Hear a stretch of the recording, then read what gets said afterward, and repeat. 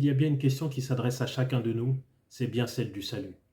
La Bible nous encourage d'ailleurs à traiter ce sujet avec le plus grand sérieux, car il nous est réservé de vivre une fois, après quoi vient le jugement. Mais qu'est-ce que le salut? C'est échapper à une mort certaine, c'est éviter les conséquences du péché, car dans la doctrine biblique, le péché a un salaire, la mort. Et bien que nous péchions, volontairement ou non, nous ne devons notre souffle de vie qu'à la grâce de Dieu. Ézéchias, l'un des rois de Juda, disait en son temps, « Seigneur, c'est par tes bontés que l'on jouit de la vie, c'est par elles que je respire encore, tu me rétablis, tu me rends la vie. » Et avec le salut, c'est bien de vie dont il est question, de vie éternelle. Dans sa lettre aux Éphésiens, l'apôtre Paul nous rappelle qu'à cause de nos fautes, bien que vivants, nous étions morts, ballottés çà et là par le prince de la puissance de l'air. Mais à présent, cette bonté, cette faveur, cette grâce, puisque c'est de ça dont il est question, nous ont fait passer des ténèbres à la lumière. Jésus disait, « Je suis la lumière du monde ».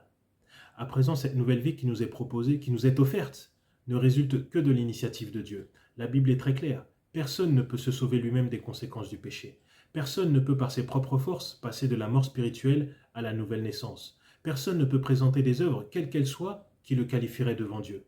D'ailleurs, Paul poursuit en disant ceci. « Cela ne vient pas de vous, c'est le don de Dieu. Ce n'est point par les œuvres, afin que personne ne se glorifie. » Peut-être que cette position nous bouscule un peu, parce qu'on aime bien s'auto-glorifier sous couvert d'humilité, mais c'est justement de ce piège-là dont l'apôtre Paul souhaite nous préserver. Je fais le bien autour de moi, je donne de l'argent aux pauvres, j'aime mon prochain, je suis contre l'injustice. Attention, il n'y a pas d'auto-salut dans la Bible. C'est Jésus-Christ qui nous sauve. Évidemment, toutes ces choses que j'ai citées sont des bonnes œuvres qu'il faut bien évidemment pratiquer, mais elles ne peuvent suffire. Auquel cas, combien d'œuvres bonnes faudra-t-il faire pour pouvoir espérer être sauvé? Et si c'était les œuvres qui nous permettaient d'acquérir le salut, alors dans ce cas, pourquoi Jésus serait-il venu?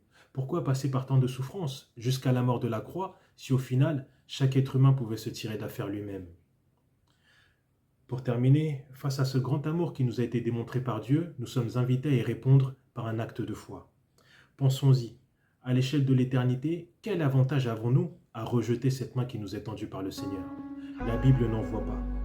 Saisissons cette grâce qui nous est offerte dès à présent. Que l'incrédulité et l'orgueil ne nous privent pas du plus beau cadeau que Dieu nous ait fait, le salut par la grâce.